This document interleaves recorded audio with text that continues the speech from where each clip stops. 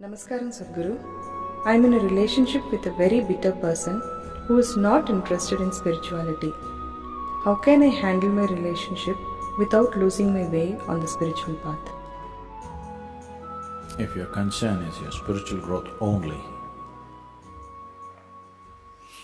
then if you have a demon for your partner, that's the best thing. But your partner, your husband, wife is not just about spiritual growth, you also want to have a pleasant life in the family. Then you have to choose someone whom you like, but any human being on the planet, there is something that you don't like about them, isn't it so?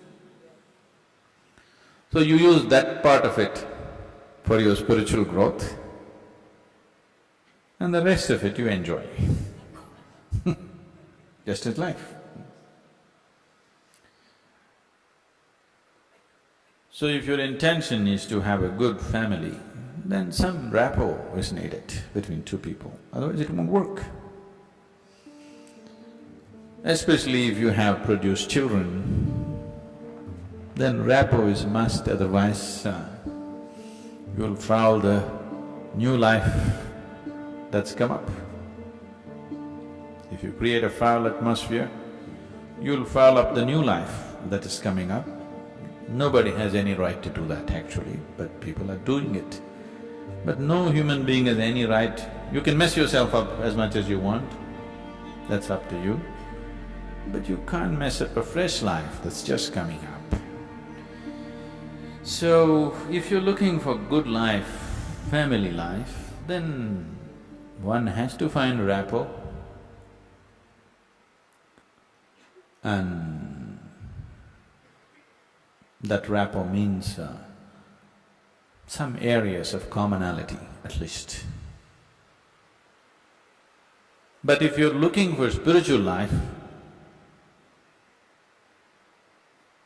it doesn't matter what kind of person he is, you can use everything for your growth, everything for your growth, if that's all your focus is.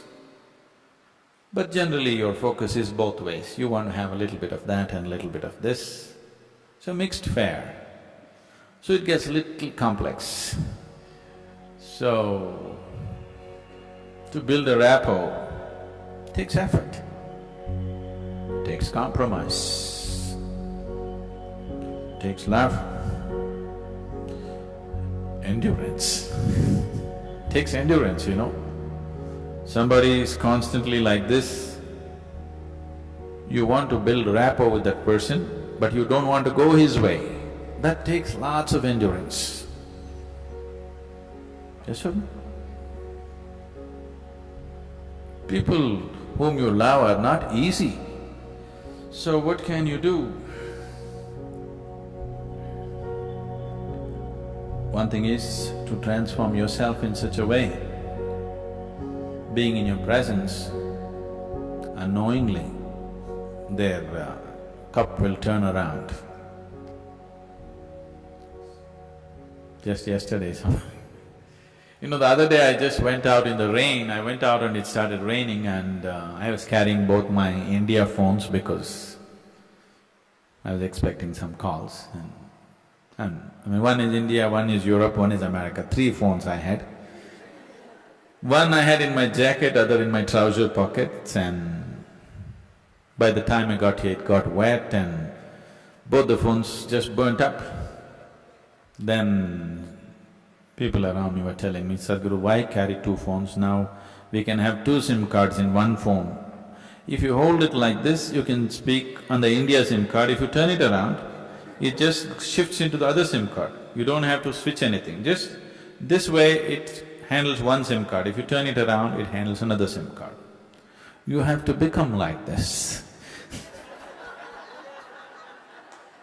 I was very suspicious of this phone, I didn't get it, but but you must become like this. If you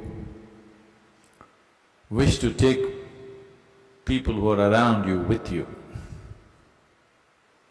If you want to walk alone, it's very easy.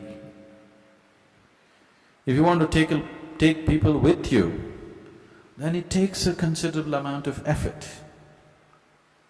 When Gautama was asked this question, is it better to walk alone on the path or with a companion? He's not like me, he's dry. He said, it's better to walk alone than to walk with a fool. He's not saying don't walk with anybody, he's not saying don't have companions, but he said it's better to walk alone than walk with a fool. Because they can drain you, they can take such a lot of energy and time, and you don't know, they may be stronger than you and they may take you their way than you taking them your way. There's every possibility, yes? So, I won't say what Gautama said. All I am saying is, it doesn't matter how you walk, as far as your spiritual process is concerned, anyway you're alone. Nobody is with you. It's only the bodily process, the material process of life, which you can share with people. You come alone and you go alone, isn't it? Even if you have a twin brother or a twin sister, you still come alone and go alone, isn't it so? So when it comes to the spirit, anyway, you walk alone. So don't mix that up. So that part of it you handle well, the material part of it according to your capability, to what extent you can do it, you do it. They come your way, it's wonderful. If they don't, it's all right, don't grudge them. It's just that you don't have to go that way. Maybe someday, when the doctor tells you your liver is in a bad state, he may seek divine, you know? Yes? Have you seen people who are walking in the morning? Not everybody, there are certain type of people, these are all over 50, 55 age group people. They have become lean and they're walking briskly every day, religiously they are there. These are all people who generally had a cardiac problem. They almost died. Then their doctor told them, either you do this or you're gone. Now their walking is like a religion. Not Sunday morning, every morning. Have you seen those people? Suddenly they transform, they eat properly, they do everything properly because the fear of life and death has come. So different people need different kinds of impetus. If you're sensible, you learn by just looking. If you're not sensible, you learn by thrashing. Life will thrash you. The material part of your life is never 100% proper, never can be, isn't it so? Is there any family which is a perfect family? Is there any relationship which is a perfect relationship? Is there any business which is a perfect business? Is there any career which is a perfect career? There is no such thing, don't seek that.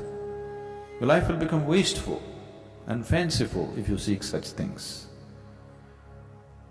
They all happen to the extent you're capable of handling them, that's all. So, you make sure the spiritual part of your life, you handle it 100% properly.